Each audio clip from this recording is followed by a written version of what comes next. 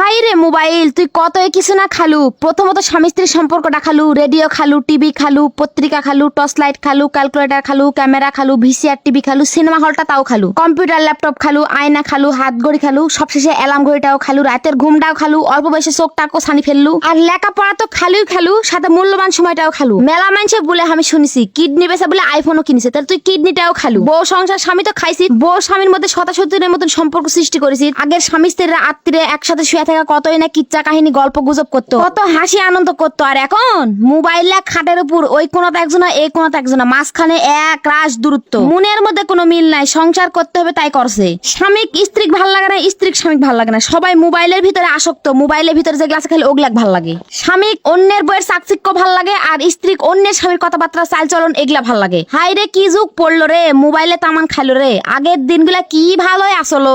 আগে স্বামী স্ত্রীর সম্পর্ক দেখলে জিউ ভরে যেত। আমার নানি দাদিরা আছে, তাদের যে ভালোবাসা দেখলে এখনো জিউ ভরে যায়। আমাদের মধ্যে খালি মারামারি, ফাটাফাটি, গন্ডগোল, খুসাখুসি এগুলা ছাড়া কোনো কিচ্ছু নাই। এর একমাত্র কারণই হচ্ছে ওই সর্বনাশা মোবাইল। ওই মোবাইলে সর্বনাশটা করলো। এটা আগের স্বামীরা আমর থেকে আলে বাড়িতে এসে ঢুকে বলতো, বউ আমার জন্য পানি টানি রেডি করো। আর এখন ওই বাড়িতে আসার সাথে সাথে পাঁচির ওপার থেকে ওয়াইফাই কানেক্ট করে মোবাইল দেখতে দেখতে ঢুকে বলবে ভাত দে। বইয়ের দিকে তাকানোর সময় নাই, বউ খাইছে কিনা, পরিছে কিনা, কোনো জিজ্ঞাসাবাদ কিচ্ছু নাই। ওই মোবাইল টিপতে টিপতেই ভাত গাছবে, তাও বউকে একবার শুট করবে নাকি, বইয়ের দিকে তাকাবে না।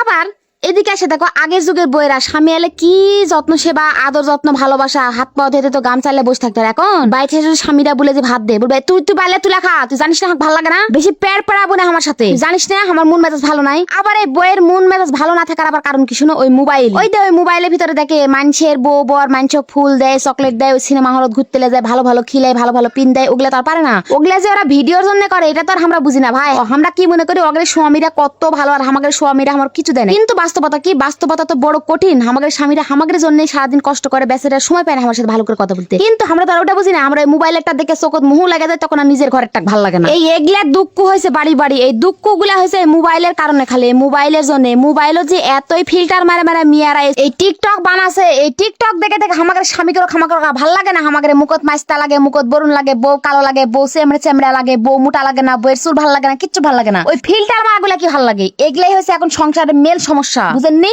আর বইয়ের সমস্যা হয়ে গেছে ওই যে মানুষের স্বামী মানুষের এত ভালোবাসে, বড় বড় গিফট কিনে দেয়, দামি দামি গাড়ি কিনে দিচ্ছে, কার কিনে দিচ্ছে, কিন্তু আমাদের কপালে তো ভ্যানও জুটে না। কিন্তু ওগুলা ভাই ওগুলা অন্য জিনিস, ওগুলা বুঝেন না তো। আমরা ওগুলা আমরা না বুঝার জন্য আমাদের সংসার এত অশান্তি। এই মোবাইলে যে কি সর্বনাশটা করলো। দুনিয়া তামান খালো খালো, স্বামী স্ত্রীর সম্পর্কটাও খালো। এই মোবাইলে মনে হয় আর কিছুদিন পর স্বামী স্ত্রীর সম্পর্ক দুনিয়া থুবে না, মুচ্ছে তুলে দিবে মনে হয়। বাপরে বাপরে, এই মোবাইলের কারণে খালি এখন পরকিয়া, ঘরে ঘরে পরকিয়া। এর বউ ওর সাথে চলে যাচ্ছে, ওর ভাতার ওর সাথে চলে যাচ্ছে। কি একটা যুগ জামানা পড়লো, সি সি সি। এই মোবাইলের জন্য এখন পরকিয়াটা মানুষের কাছে ফ্যাশন হয়ে গেছে। মানে ডিজিটাল যুগ, ডিজিটাল ফ্যাশন, ডিজিটাল পরকিয়া। কোনো লাজ লজ্জা কিচ্ছু নাই। পরকিয়া করলে মনে তারা জীবনে ধন্য হয়ে গেছে। তারা আবার ইন্টারভিউ দেয় মোবাইলের সামনে এসে, আমরা এই জন্য করছি, ওই জন্য করছি। মানে তারা যে পরকিয়া করছে সেটা তারা মনে করে না। তারা মনে করে আমরা ধন্য কিছু করে ফেলে দিচ্ছি।